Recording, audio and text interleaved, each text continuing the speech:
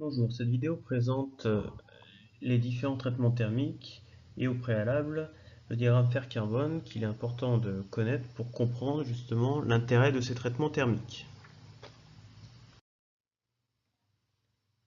Donc les traitements thermiques. Le traitement thermique d'un matériau, ce sont des procédés industriels permettant de modifier les propriétés mécaniques de nos pièces. Donc, on va parler dans cette vidéo de phase pour un matériau. Donc une phase, c'est un domaine où les propriétés physiques, donc mécaniques et chimiques de notre matériau sont uniformes, et le matériau va être caractérisé dans ce domaine-là par une structure donc moléculaire particulière. Donc voici le diagramme de phase fer-carbone. Donc en abscisse le pourcentage de carbone, alors qui va uniquement de 0 à 5% de carbone, puisque nous ne rencontrerons jamais d'alliage avec plus de 5% de carbone, puisque ce serait un alliage trop fragile. Et en ordonnée, les températures qui vont alors de 600 degrés, puisqu'en tout 600 degrés, on n'a pas de modification, jusqu'à 1600 degrés Celsius. Alors, on voit que le diagramme est réparti en différentes zones, qui sont ici représentées par différentes couleurs, pour montrer les différentes phases de l'alliage. La première chose à remarquer, c'est que dans une première partie, donc de 0 à 2,1% de carbone, donc cette zone-là, ça va être le diagramme fer-carbone qui va être uniquement dédié aux aciers, et supérieur à 2,1%, donc jusqu'à 5% de carbone, on va parler ici de fonte. Donc si on veut parler de traitement thermique, juste cette zone-ci va nous intéresser, puisque nous avons vu que nous ne faisons pas de traitement thermique sur les fontes, puisqu'elles sont trop fragiles. La deuxième chose à remarquer est ce point-ci, qui est donc à 1538 degrés Celsius ou 39 degrés Celsius suivant les littératures, qui est le point de fusion du fer. Donc au-dessus de cette ligne-ci, donc toute la phase jaune ici, c'est une phase liquide. Et sous cette phase liquide, donc, nous avons un mélange, ici, donc en orange, en rose et en vert, un mélange de liquide et de solide. Et sous cette ligne-ci, donc toutes les autres phases, nous avons des phases uniquement solides. Alors, dans un premier temps, nous allons définir les transformations. On parle de transformation eutectique quand la transformation se fait à température constante d'un solide vers un liquide ou d'un liquide vers un solide. Les transformations eutectoïdes se font elles aussi à température constante, mais d'une phase solide vers une autre phase solide. Et de manière générale, on parle de transformation allotropique quand on modifie le réseau cristallin sous l'effet d'une élévation de température. Donc, on peut voir ici à 0,8% de carbone que nous avons à ce point-là, ici, une transformation eutectoïde. Donc c'est important de connaître cette eutectoïde puisque ça correspond à une structure particulière qui est la perlite. Donc ici on passe d'une phase solide en violet à une phase solide en vert ici, sans augmentation de température.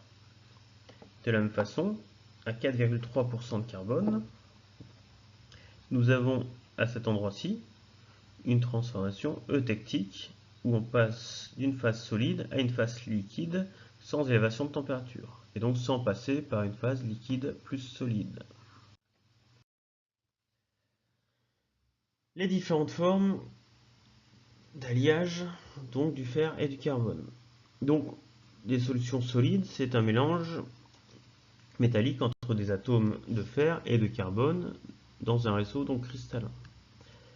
On va pouvoir insérer dans la maille des atomes de carbone ou bien substituer à des atomes de fer des atomes de carbone. Donc on a deux façons d'obtenir une phase solide fer-carbone, donc soit par insertion, donc à l'intérieur entre les atomes de fer, on a des atomes de carbone qui s'insèrent, ou bien on substitue un atome de fer, un atome de carbone.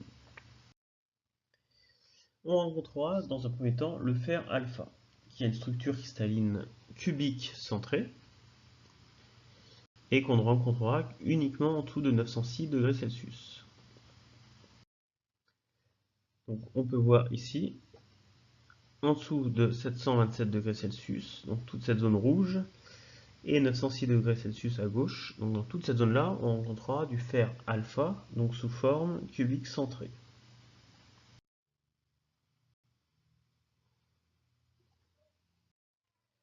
On pourra trouver donc de la ferrite, donc de la ferrite seule en phase, juste dans cette petite zone-là, ou autrement en mélange avec de l'austénite dans cette zone grise, ou avant le tectoïde à cet endroit-là.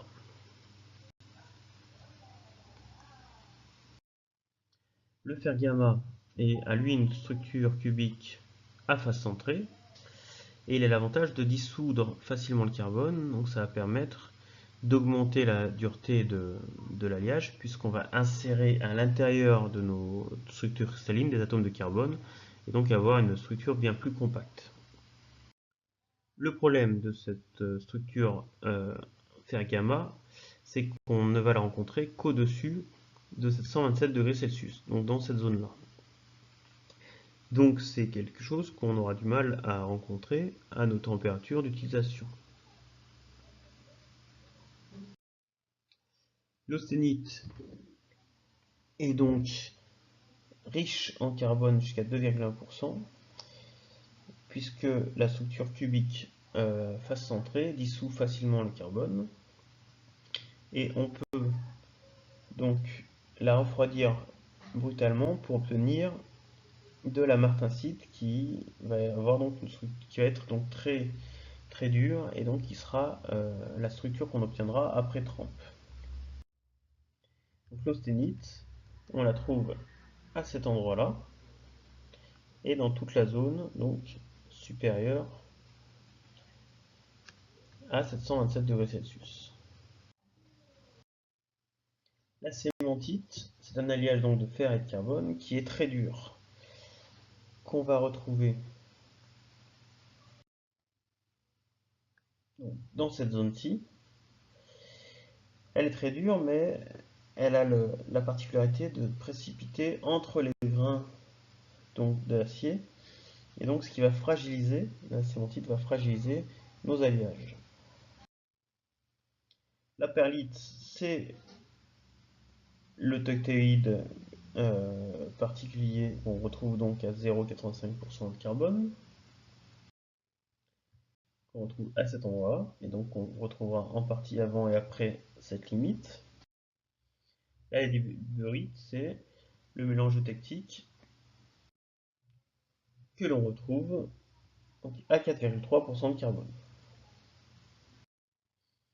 Donc la martensite, on en a déjà parlé, c'est la solution donc, de fer gamma qui est saturée de carbone, donc pour être très dure, et qui est issue de la trempe. Le problème, c'est qu'elle est très dure mais fragile.